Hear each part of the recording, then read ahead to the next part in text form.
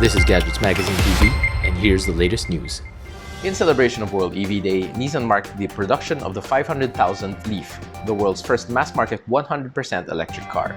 With 500,000 Leaf built globally, customers around the world continue to embrace the pioneering zero-emission vehicle. The milestone was achieved at Nissan's plant in Sunderland, England, almost a decade after the model first went on sale. The plant has built more than 175,000 Leaf cars since it began producing the model in 2013. Nissan's manufacturing facilities in Sunderland continue to craft the Leaf to the highest standards to ensure that every Leaf embodies innovation and excitement while striving to make advances in sustainable mobility.